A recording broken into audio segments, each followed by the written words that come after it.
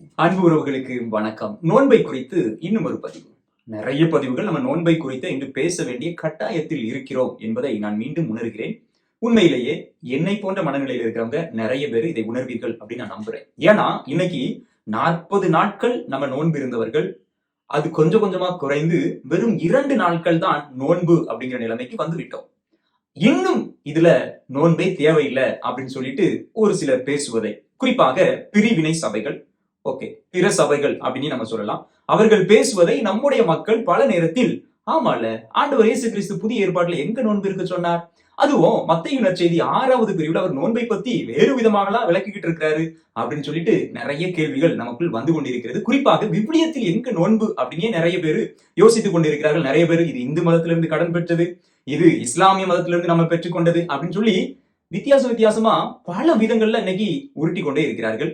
நோன்பை குறித்து இன்று விவிலியம் என்ன சொல்கிறது என்றும், பிரிவினை சபைகள் அல்லது பிற சபைகள் அவர்கள் என்ன சொல்கிறார்கள், அவர்களுக்கான பதிலாகவும் இந்த காணொளி இருக்க போகிறது.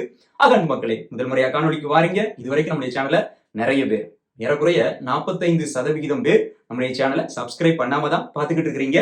அதனால நீங்களும் சப்ஸ்கிரைப் பண்ணிக்கிட்டீங்க அப்படின்னா இந்த நாட்கள்ல நம்முடைய திருவை குறித்தும் விவிலியத்தை குறித்தும் இந்த தவ காலத்துல ஆண்டவரோடு இன்னும் அதிகமாக எப்படி இணையலாம் என்பதை குறித்தும் பல்வேறு விளக்கங்களை கொடுத்து கொண்டிருக்கிறோம். கண்டிப்பாக கிறிஸ்தவ வாழ்வுக்கு இது மிகச்சிறந்த ஒரு காணொளியாக இருக்கும். வாங்க காணொளிக்குள்ள போகலாம். அன்பு மக்களே, விவிலியத்தில் நோன்பு என்பதனுடைய நோக்கத்தை நாம் புரிந்து கொண்டோம் என்றால் இந்த மாதிரியான கேள்விகளுக்கு நம்ம அதிலேயே முற்றுப்புள்ளி வைத்து விடலாம். நோன்பு என்பது ஏதோ நம்முடைய உடலை நம்ம வருத்தி கொள்வது, இதெல்லாம் தேவையே கிடையாது அப்படின்னு இன்னைக்கு நினைக்கிறதுனாலதான் நோன்பு தேவையில்லை என்கின்ற மனநிலைக்கு இன்னைக்கு கிறிஸ்தவர்கள் நிறைய பேர் தள்ளப்பட்டு கொண்டிருக்கிறார்கள். ஆனா உண்மையிலேயே விவிலியம் 3 விதமான காரணங்களை நோன்பு ஏன் இருக்க வேண்டும் என்பதற்கு தெளிவுபடுத்துகிறது. அந்த 3 முக்கிய காரணங்களை முதல் பகுதியில் நம்ம சுருக்கமாக பார்ப்போம். 2வது பகுதியில் பிரிவினை சபைகளுக்கு அந்த கேள்விகளுக்கு பதில் கொடுப்போம். அன்பர்களே, இந்த முதல் காரணமாக நான் பார்ப்பது என்ன அப்படின்னா, நோன்பு என்பது ஒரு டிசிப்ளின், ஒரு ஒழுக்கத்தை நமக்கு முன்பாக காண்பிக்கின்றது. எல்லாராலையும் நோன்பு இருக்க முடியுமா அப்படின்னா முடியாது. ஆனால் யாரெல்லாம் கட்டுப்பாடோடு, கடமை கண்ணியம் கட்டுப்பாடு என்று சொல்வோமே, அந்த கட்டுப்பாடோடு டிசிப்ளினாக வாழக்கூடியவர்களால் மட்டுமே நோன்பை இருக்க முடியும்.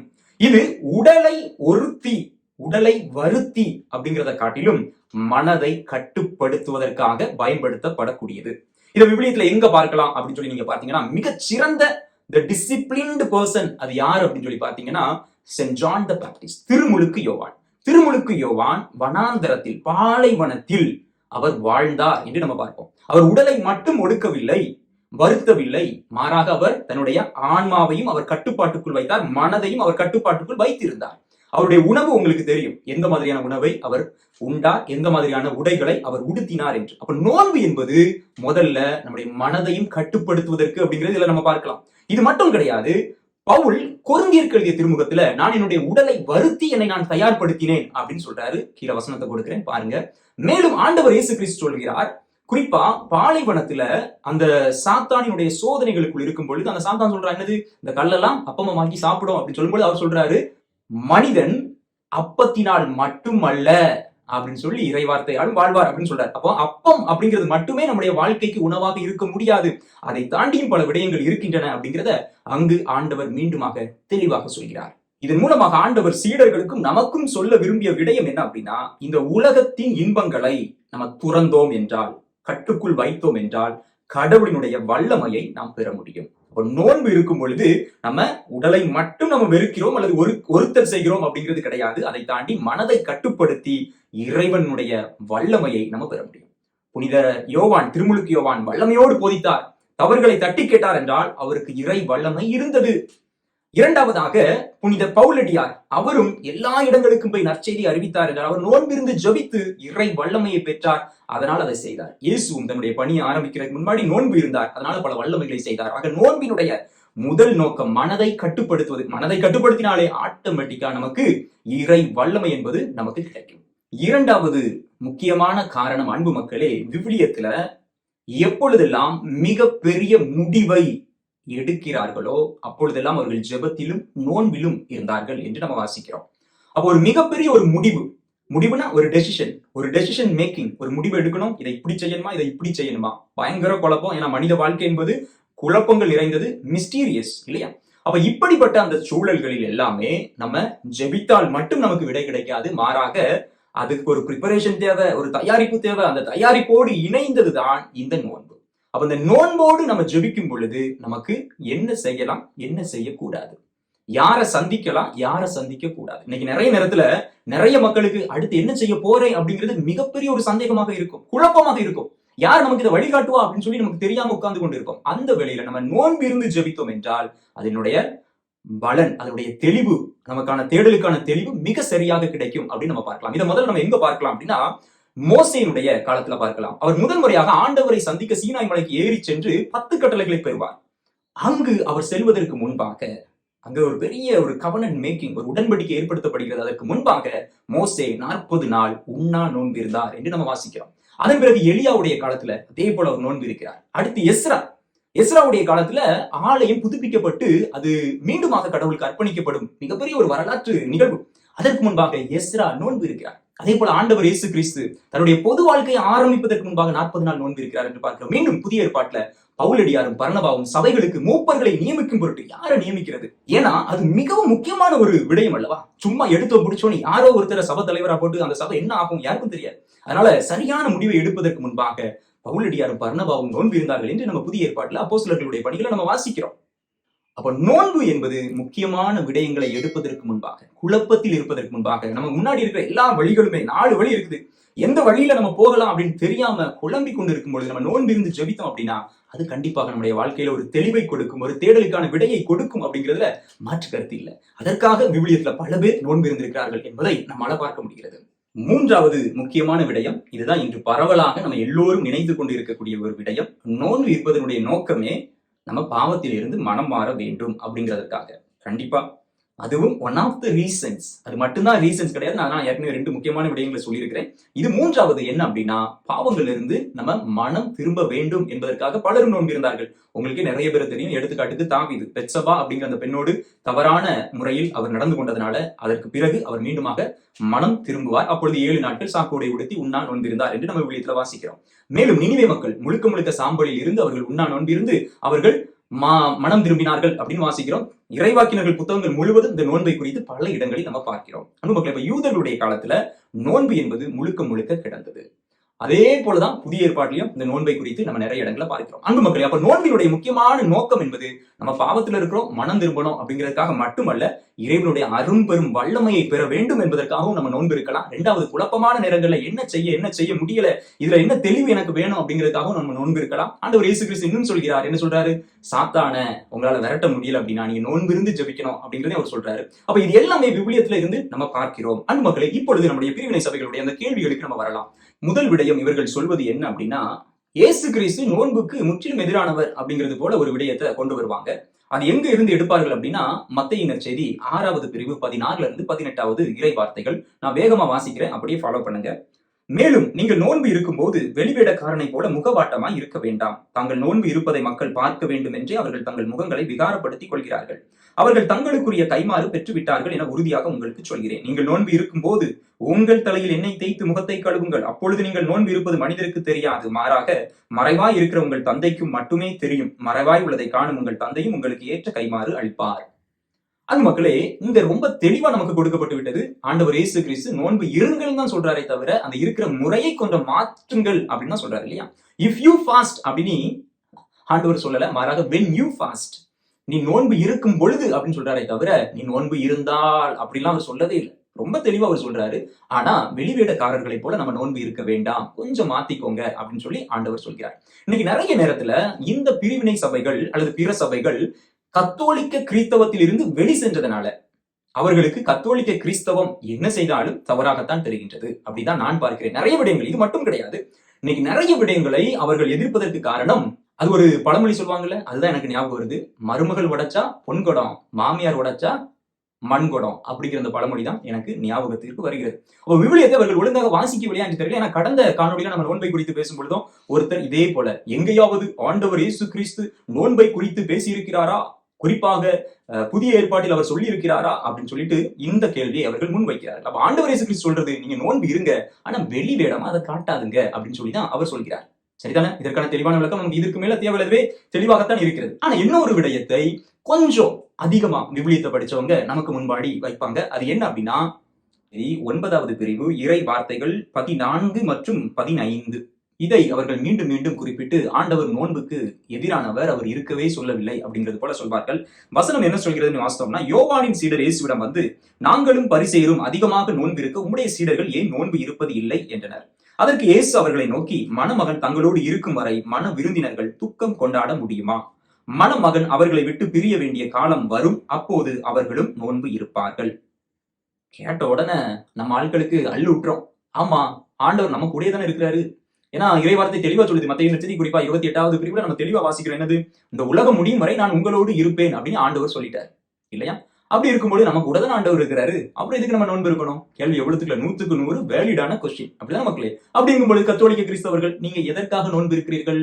நோன்பு விவிலியத்திற்கு முரணானது, இயேசுவுக்கு முரணானது. நீங்கள் சடங்கு, சம்பிரதாயம், பாரம்பரியம் அப்படின்னு சொல்லிட்டு இப்படியே இருக்கிறீங்களப்பா, கொஞ்சம் மாறுங்க, மனம் மாறுங்க, ஆண்டவர் வந்துட்டாரு, அப்பதான் நீங்க ரசிக்கப்படுவீங்க அப்படின்னு சொல்லி நம்மள திரும்ப திரும்ப கேள்வி கேட்பார்கள். இதற்கான பதிலை நம்ம சொல்ல வேண்டிய அவசியம் இல்லைன்னு நினைக்கிறேன். ஆனா இதற்கான விளக்கத்தை நம்ம சொல்லணும். ஏன்னா விளக்கம் தான் பதில். சரியா மக்களே? ஆனா அந்த விளக்கத்தை தெளிவாக புரிந்து கொண்டோம் என்றால் இந்த மாதிரியான அரை வேக்காடுத்தனமான கேள்விகள் நமக்குள் வராது. ஆண்டவர் இயேசு கிறிஸ்துவினுடைய ரத்தம் சிந்தப்பட்டது முழு மனித குலமும் மீட்கப்பட வேண்டும் என்பதற்காக என்பதை ஒருவன் புரிந்து விவிலியத்தை படித்தான் என்றால் கண்டிப்பாக அவனுக்கு இந்த மாதிரி கேள்வி எல்லாம் வராது. ஆனா தர்க்கம் பண்ணணும், நான் ஆண்டவர் இயேசு கிறிஸ்து பேரை சொல்லி ஒரு 4 பேரையாவது குழப்பி விட்டுறணும் அப்படின்னு சொல்லி விவிலியம் படிக்கிறாங்கல்ல, அவங்களுக்கு எல்லாம் கண்டிப்பா இந்த மாதிரியான கேள்விகள் வரும். இன்னொன்னு என்ன பொறுத்த வரைக்கும் வரட்டும், அவங்களுக்கு இப்படிலாம் கேள்விகள் வரும்பொழுதுதான் எனக்கு அல்லது என்னை போல கத்தோலிக்க குருவானவர்களுக்கு நம்ம மக்களுக்கு இன்னும் கூடுதலாக நம்ம விளக்கத்தை கொடுக்கணும் அப்படிங்கிற ஒரு ஊந்துதலும் வரும். அதனால அப்படிப்பட்ட ஆட்களுக்கு நம்ம நன்றி தான் சொல்றோம். அவங்களுக்கு எந்த விதத்திலையும் நம்ம தவறா சொல்லவே இல்லை. அதனால இதற்கான விளக்கத்தை நம்ம தெளிவா தெரிந்து கொள்வோம். அன்பு மக்களை, முதல்ல இதை தெரிந்து கொள்ள வேண்டும் என்றால் யூத பாரம்பரியத்திற்குள் நம்ம செல்ல வேண்டும். யூதர்கள் இன்று வரை ஒரு திருமணத்தை ஒரு நாள் கொண்டாட மாட்டார்கள், 7 நாள் கொண்டாடுவார்கள். அந்த 7 நாளில் அவர்கள் எப்பொழுதும் மகிழ்ச்சியாக இருப்பார்கள். பலவிதமான சம்பிரதாயங்கள், அங்க ஆட்டம், பாட்டம், கொண்டாட்டம், உணவு, மது அப்படின்னு சொல்லி எல்லாமே இருக்கும். பயங்கர ஒரு செலிப்ரேஷனா இருக்கும் 7 நாட்கள். அந்த 7 நாட்களும் அவங்க கொண்டாடுவாங்க. அதெல்லாம் ஆண்டவர் அப்படி ஓமையா வந்து பயன்படுத்திக்கிறார். என்ன சொல்றாரு? மணமகன் உங்க கூட இருக்கும்போது உங்களுக்கு எங்கப்பா நோன்பு அப்படின்னு சொல்லி ஓமையா சொல்றாரு. ஆனா மணமகன் எடுத்துக்கொள்ளப்படுவார், அப்பொழுது என்னுடைய சீடர்கள் நோன்பு இருப்பார்கள் அப்படின்னு சொல்றாரு. இதை நல்லா நம்ம புரிந்து கொள்ளலாம். அப்ப எடுத்துக்கொள்ளப்படுதல் அப்படின்னா ஆண்டவர் இயேசு கிறிஸ்து எதை சொல்றாரு?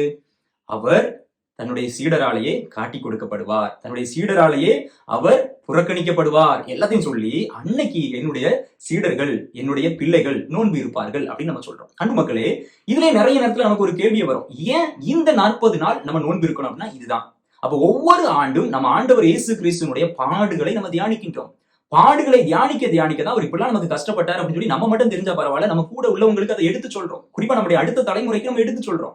இதெல்லாம் இல்லாமையே ஒருவேளை கிறிஸ்துமஸ் அப்படிங்கிறது கொண்டாடவே இல்லை வருடம் தோறும் அப்படின்னாலோ, அல்லது ஈஸ்டர் அல்லது தவக்காலம் அப்படிங்கிறது நம்ம கொண்டாடவே இல்லை அப்படின்னு வைத்துக் கொள்வோமே, நம்ம எந்த அளவுக்கு நற்செய்தியை படிப்போம், எந்த அளவிற்கு நற்செய்தியை நம்ம வாழ்வாக்குவோம், எந்த அளவுக்கு ஆண்டவர் இயேசு கிறிஸ்து தெரிந்து கொள்வோம் அப்படிங்கிறது ஒரு மிகப்பெரிய ஒரு கேள்விக்கு உள்ளாகுது இல்லையா? அப்போ ஒவ்வொரு ஆண்டும் இந்த 40 நாட்கள்ல நம்ம சிறப்பாக தவக்காலத்துல நோன்பு இருக்கணும் அப்படின்னு சொல்றதுக்கு காரணம் ஆண்டவர் இயேசு கிறிஸ்து எடுத்துக்கொள்ளப்பட்டார். ஓகே, அவர் உயிரோட தான் வாழ்கிறார். அந்த லாஜிக்குள்ள நம்ம வருவோம். அவங்க கேட்கிற லாஜிக்கா கேட்கறதுதான் கேட்கறாங்க, அந்த லாஜிக்குள்ள வருவோம். ஆனா எதற்காக இந்த நாட்கள்ல நம்ம இந்த தவக்காலத்துல நோன்பு இருக்கணும் அப்படின்னு சொல்றது காரணமும் இதுதான். அவர் ஒரு தயாரிப்பு, ஆண்டவருடைய துக்கம், அவருக்காக நம்ம காத்திருக்கிறோம், அவருடைய உயிர்ப்புக்காக நம்ம காத்திருக்கிறோம் அப்படிங்கிறத நம்ம மீண்டும் மீண்டும் நினைவுபடுத்தி கொண்டிருக்கிறோம். என்னோட நல்லா தெரியும், ஆண்டவர் நம்ம கூட தானே இருக்கிறாரு. லாஜிக், அந்த லாஜிக்குள்ள இப்ப நான் வரேன். ஆண்டவர் நம்ம கூட தானே இருக்கிறாரு. வேற எதற்காக? எல்லா இடங்களையும் தெருவுக்கும் திண்ணைக்கு போஸ்ட் அடிச்சு ஓட்டி ஆண்டவர் சமீபத்தில் வரவிருக்கிறார், மனம் திரும்பி நற்செய்தியை நம்புங்கள், எல்லா இடத்துலயும் இதை ஒட்டியிருக்காங்கல்ல. இப்போ கத்தோலிக்க கிறிஸ்தவத்துக்கு மட்டும் இல்ல, உலகத்துல எல்லா கிறிஸ்தவர்களுக்கும், ஏன் இஸ்லாமியர்கள் உட்பட ஆண்டவர் இயேசு கிறிஸ்து மீண்டும் வருவார், அவருடைய 2ஆம் வருகை அப்படின்னு ஒண்ணு இருக்கு. அப்ப அவருடைய 2ஆம் வருகைக்கு நாம் காத்திருக்கின்றோம், ஏக்கத்தோடு இருக்கிறோம்.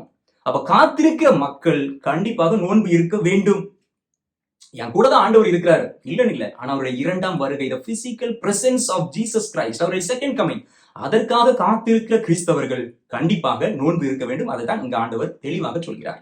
அன்பு மக்களை, ஒருவேளை இதெல்லாம் என்னப்பா எக்ஸ்பிளனேஷன் அப்படின்னு சொல்லி நீங்க நினைக்கலாம், அல்லது நம்ம மக்கள் கண்டிப்பா நினைக்க மாட்டீங்க, ஒருவேளை பிற சபையினர் இதை பார்த்துட்டு இருந்தா நினைக்கலாம். இன்னொன்னு நான் கேட்கிறேன், ஆண்டவர் இயேசு கிறிஸ்து சொல்லிட்டாரு, நான் உங்க கூட தானே இருக்கிறேன், நீங்க நோன்புலாம் இருக்க வேண்டாம். அவங்களுடைய லாஜிக்கான கொஸ்டின் தானே. அப்போ பவுலடியார் ஏன் நோன்பு இருந்தார்? பர்னபா ஏன் நோன்பு இருந்தார்? புதிய திருவை உருவான பிறகும், அதாவது இயேசு கிறிஸ்து விண்ணகத்திற்கு போன பிறகும் புதுசா திருச்சபைய பவுலடியார், அப்போ மற்ற அப்போஸ்தலர்கள், குறிப்பா பேதுருடைய தலைமையில 3000 பேருக்கு எருசலேம்ல ஒரே நாள்ல ஞானஸ்நானம் கொடுத்து புதிய திருச்சபை உருவாகி விட்டது. அதன் பிறகும் தொடர்ந்து மக்கள் நோன்பு இருந்திருக்கிறார்களே. அப்ப இவங்க எல்லாரும் இயேசுனுடைய வார்த்தைக்கு முரண்பட்டு நிற்கிறார்களா? அதனாலதான் சொல்றோம், படிங்கடா பரமா அப்படின்னு சொல்லிட்டு, வரலாறு முக்கியம் அப்படின்னு சொல்லிட்டு, இன்னும் அதிகமாக பாரம்பரியம் முக்கியம் அப்படின்னு சொல்லிட்டு. அன்பு மக்களே, இதெல்லாம் தான் உண்மையிலேயே நோன்பு எதற்காக இருக்க வேண்டும் அப்படிங்கிறதுக்கான ஒரு விடையாக இருக்கிறது. இன்னும் அடுத்த காணொலியில எனக்கு ஒரு ஆசை என்ன அப்படின்னா, ஃபாதர், முன்னாடிலாம் 40 நாள் நம்ம நோன்பு இருந்தோம் தானே, ஏன் இப்போ 2 நாளாக மாத்திட்டோம்? உண்மையிலேயே ஒரு மிகப்பெரிய ஒரு வரலாறு நிறைந்து இருக்கின்றன. வாசிக்க வாசிக்க எனக்கு மெய் சிலிர்த்தது. இப்படிலாம் இருந்திருக்காங்களா நம்முடைய முன்னோர்கள் 2000 ஆண்டுகள்ல அப்படிங்கிறது போல இருந்தது. நீங்கள் விரும்பினீர்கள் என்றால் கண்டிப்பா ஃபாதர் எங்களுக்கு வரலாற்றுல, குறிப்பா 1966க்கு பிறகுதான் இந்த வரலாறு, குறிப்பா இப்போ நம்ம பின்பற்றி கொண்டிருக்கிற நோன்பானது அமலுக்கு வந்திருக்கிறது. அதற்கு முன்னாடி வேற விதத்துல நோன்பு இருந்திருக்கிறது கிறிஸ்தவத்துல அப்படிங்கிறதை குறித்து இன்னும் ஒரு காணொலியில நீங்கள் கேட்டால் கண்டிப்பாக பதிவு செய்யலாம். அன்பு மக்களை, ஒருவேளை உங்ககிட்ட இதே போல நம்முடைய பிரதர் அண்ட் கிறிஸ்டியன்ஸ், பிற சபையை சார்ந்தவர்கள் ஏன்பா நோன்பு இருக்கிறீங்க அப்படின்னு கேட்டிருக்காங்களா? உங்களுடைய நோன்பை யாராவது இதெல்லாம் வேஸ்ட் அப்படின்னு சொன்னாங்கன்னா வேற ஒன்னும் சொல்லண்டா. ஆண்டவர் இயேசு கிறிஸ்து பைபிள்ல அவர் 40 நாள் நோன்பு இருக்கும்போது அந்த நோன்பை கலைக்கும் பொருட்டு ஒருத்தன் போவான். அவன் தான் யாரு? சாத்தான். அப்ப ஆண்டவர் சொல்வாரு, அப்பாலை போ சாத்தானே என்று. அதே போல சொல்லிட்டு நீங்கள் விவிலியத்தை பின்பற்றி நோன்பிருங்கள். நம் ஆண்டவருடைய வல்லமையை நீங்களும் பெற்றுக்கொள்வீர்கள். பழைய ஏற்பாடு முழுவதும் முக்கியமான நபர்கள் நோன்பிருந்தார்கள். புதிய ஏற்பாட்டில் இயேசு கிறிஸ்து நோன்பிருந்தார், பவுலடியாரும் பர்னபாவும் நோன்பிருந்தார்கள், அப்போஸ்தலர்கள் நோன்பிருந்தார்கள், வரலாற்றில் திரு அவை தந்தையர்கள் நோன்பிருந்தார்கள். இன்று வரை நம்ம நோன்பு இருப்போம். இது நமக்கு கொடுக்கப்பட்ட கடமை, கட்டளை, ஆசீர்வாதம். மீண்டும் ஒரு காணொலியில இணைந்திருப்போம். அதுவரையில ஜெபித்திருப்போம். God bless you.